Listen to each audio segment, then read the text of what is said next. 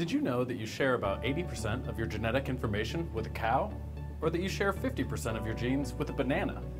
The reason is that all species on Earth are very distant relatives through something called common ancestry. As species continuously change and evolve over time, one species can diverge into two or more lineages. These lineages may eventually become separate species.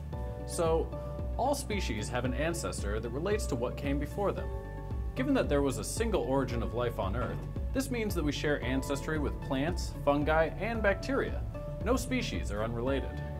Thus, for any two species, you can find what is called a common ancestor, even if those species aren't closely related today. This most recent common ancestor represents the place in evolutionary history that two species can trace their individual lineages back to a shared point. For instance, take chimpanzees and humans.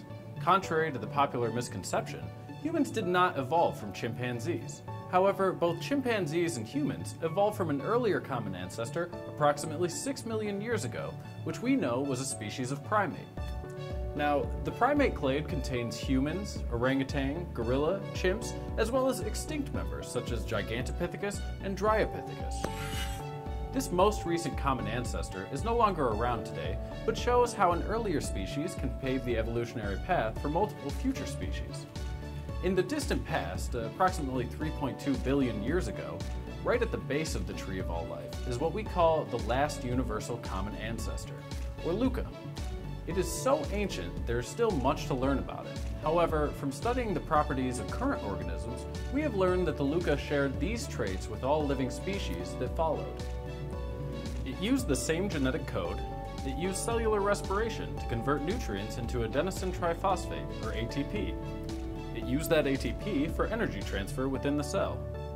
The LUCA also used proteins as enzymes, and it used a lipid bilayer membrane to contain the cell. It also used cellular division as a means of reproduction. Based on features reconstructed from living organisms as well as fossils, these are the basic requirements for an organism to be considered the beginning point of all current life on Earth. This doesn't mean that the LUCA was the first life on Earth.